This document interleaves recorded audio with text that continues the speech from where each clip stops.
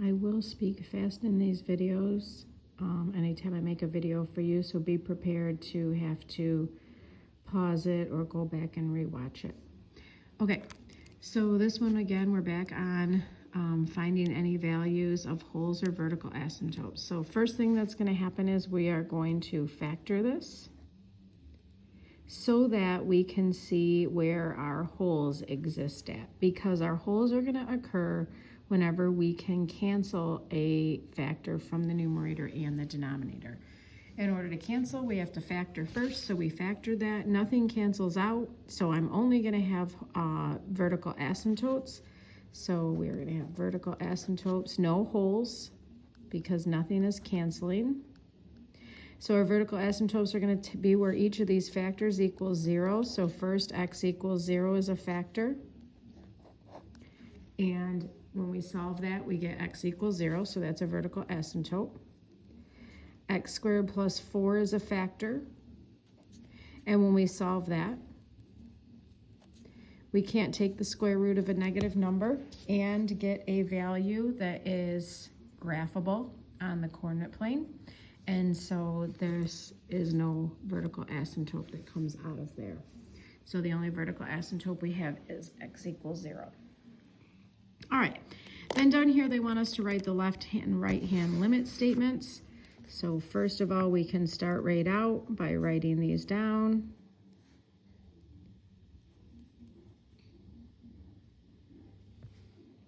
They want us to approach 2 here. So we're approaching from the left, so that means from the negative side, and from the right, we're approaching from the positive side. F of x. Okay, so now we're ready to go ahead and figure this out. So first of all, what we need to do is we need to determine at 2, what do we have going on there? Do we have a vertical asymptote going on there, or do we have a hole going on there? Because depending on what we have going on there, that's going to tell us how to calculate the limit.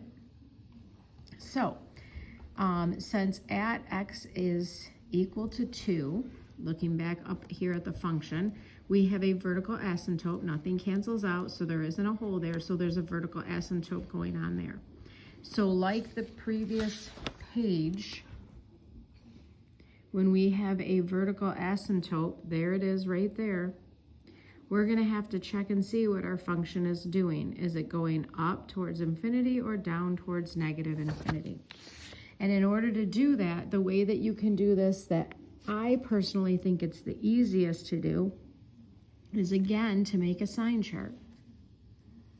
And all we're doing is testing, gosh darn, we're testing on either side of 2. We're testing on 2 in the negative direction, and we're testing on the other side of 2 in the positive direction. And based on what we get here, whether or not we're getting a positive value or a negative value, that will tell us whether or not we're going to positive or negative infinity. That's what happens on either side of a vertical asymptote. That's the only thing that can happen. It's either going to go up forever like the yellow or down forever like the blue. So in order to figure out what's going to happen, we're going to choose a value very, very close to 2 on the left-hand side, like 1.9. And we're going to plug 1.9 in here and see whether or not we get a positive or negative number. So 1.9 minus 1 is going to be positive. 1.9 plus 3 is going to be positive. 1.9 minus 2 is going to be negative. So we're going to have a positive divided by a negative, which makes this negative, which means on the left-hand side of 0, we're going to go to negative infinity. On the right-hand side, we're going to choose a number just over 2. I don't know why I did 2.01. 2.1 is close enough, but whatever. So 2.01 minus 1 is a positive number. 2.01 plus 3 is a positive number. 2.01 minus 2 is a positive number. So a positive divided by a positive is a positive, so we're going to be approaching positive infinity. All right, then here, same thing. We're going to be going the limit of g of x as x approaches 2 from the left, and the limit of g of x as x approaches 2 from the right. So first of all, let's determine what we got going on at 2. At 2, because these completely cancel out, we have a hole there. So what we're going to do to figure out what's happening there is, as you know, at that hole, we need the y value. On either side of that hole, we're going to be approaching the same y value. The question is, what is that y value? Well, guess what, ladies and gentlemen? We have a formula right here that tells us how to find y. That's what this says. G of x is a fancy way to say y. Y is equal to x plus 4 over x minus 3. Now that we canceled that out, what's our value of x? 2. So you're going to put 2 in there. So 2 plus 4, this is literally how you calculated limit. So those of you who have friends in calculus, you can now tell them, I know how to calculate limits. Put in 2. Oh my gosh, we get the same answer? Well, of course we get the same answer. I just told you that we're going to get the same answer because it's going to approach the same y value just like this did in the graph. The limit from the x from the left and the right was 3 there, that y value 3. We had a formula for our y value right there. Again, the key here for these guys is you have to determine what is going on there in order to know how to calculate the limit. Is there a vertical asymptote there? If so, I need to make a sign chart. Or is there a hole there? If that's true, then I can just go ahead and plug in my values. All right, the last one, let's see what's going on here. Well, we can cancel out an x minus 2, but we still have x minus 2's at the bottom, which means that we have a vertical asymptote there. So since we have a vertical asymptote there, we're going to have to make a sign chart. So I'm going to write my limit statements.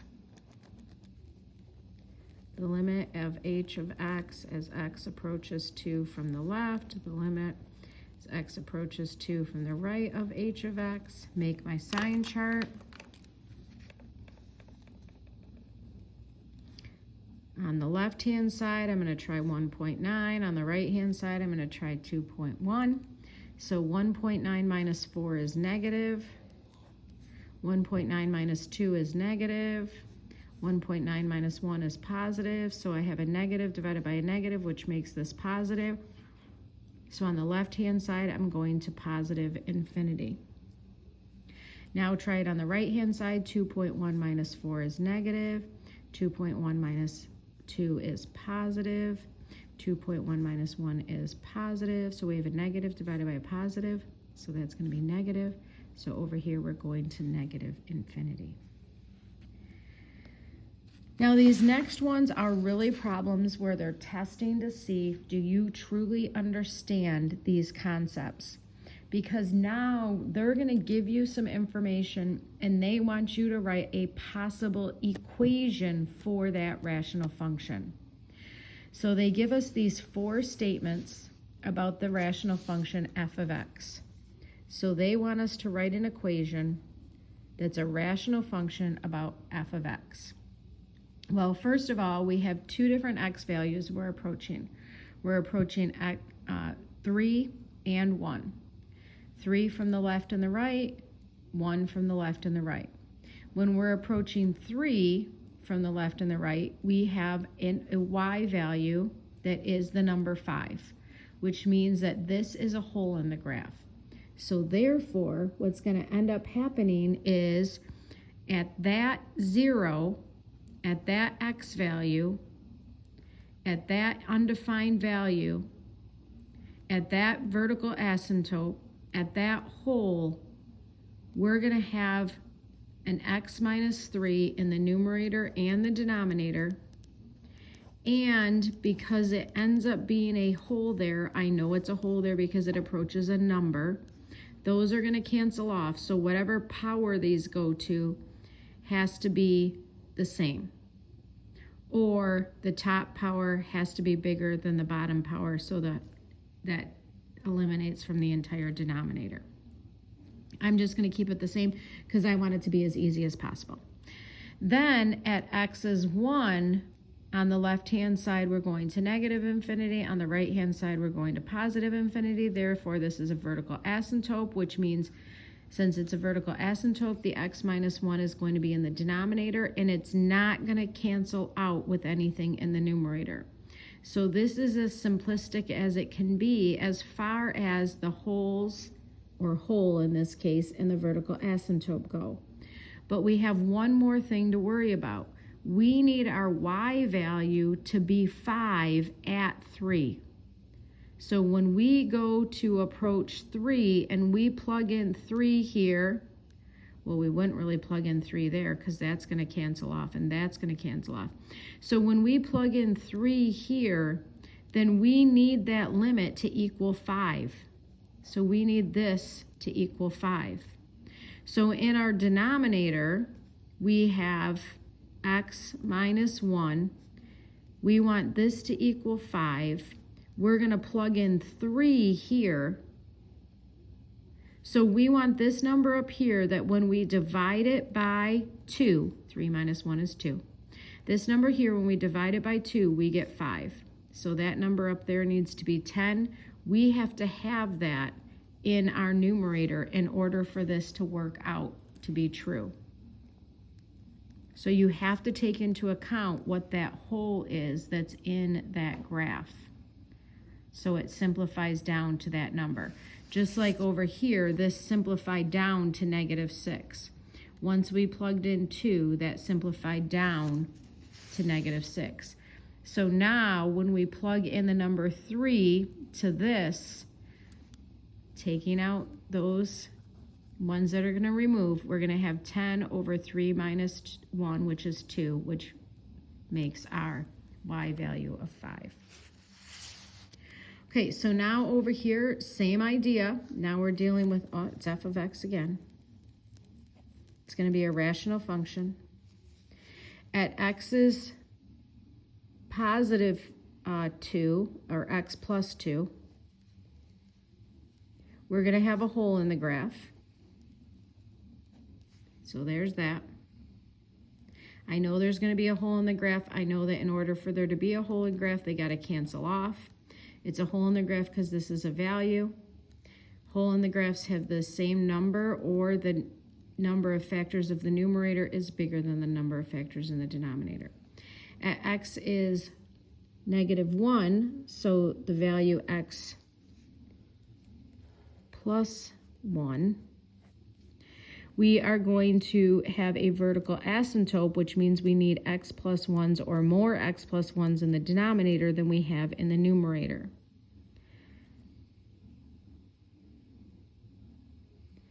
And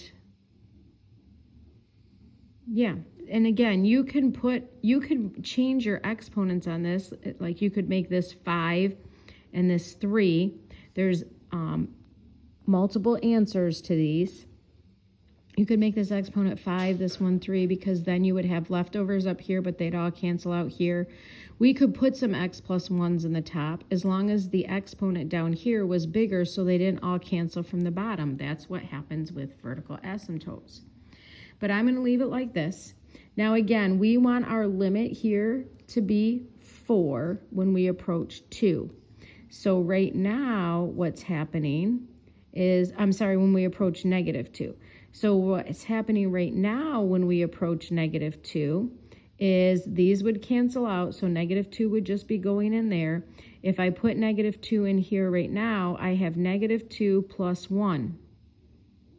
Well, that's not even going to be a positive number, let alone be 4. So I have a couple of options here. I could put a negative 4 up on top. I'm gonna use parentheses to show the multiplication. So now when I put in negative 2 down here, I have negative 4, these are gone, divided by negative 2 plus 1, which is a negative 1. Negative 4 divided by negative 1 is a positive 4. There's other ways to take care of it. The way that Ted actually did it, I'll show you over here. He actually made the x plus 1 to the second power. So then when you plugged in -2 here, you got -2 plus 1, and then that's -1, and you squared it and you got a +1. So his value of k ended up being +4. So, like I said, often many different answers for these. That's why it's so important when you do these that you're realizing that these are really high order problems, and you're really understanding it if you're able to do these problems here. So your actual final answer all cleaned up for this would end up being like this. They do want to see this with both the x plus 2's in the numerator and denominator. You don't have to multiply it all out yet at all. And then over here for this one in its final cleanup form, it would look like this.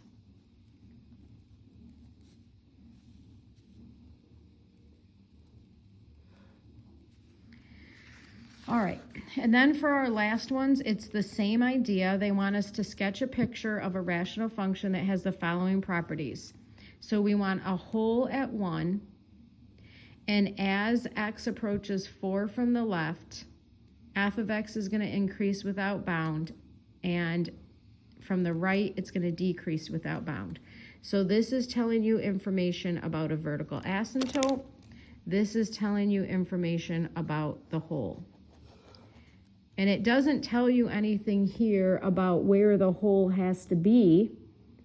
It just says it has a whole at -1. So again, lots of different ways to do this, but I do know right away that at 4, there's a vertical asymptote. And as we approach this value from the left, it's getting bigger and bigger and bigger, so it's doing this. And from the right, it's getting smaller and smaller and smaller, so it's doing this. In the f of x has a whole at x equals 1, there's where x would be 1. So as we go to continue this out, once we get above 1, we've got to put a whole there, and then you can continue out forever. However you want to do it. You can even do something like this if you want to. It's still a rational function. And then the same thing over here. You can go, up like that forever and ever and ever, however you want to do it. The important things to check are the whole there, that it's actually a function, so it passes the vertical line test, and then the vertical asymptote here. All right, last one. So there's 2 wholes in this one. There's a whole at -2 and a whole at 3. As x approaches -1 from the left and from the right, we have a vertical asymptote then. So from the left, it's going to decrease without bound, so it's going down in this direction. I don't want to draw it because of this hole here. Actually, I think I'll do this. I'll put the hole right there. It didn't have to be above there. I just decided to. Then I'm going to flatten out over there. That's fun. And then to the right over here, it's going to also decrease without bound. And as I approach this x is 3, I got to put another hole in the graph, and there we go.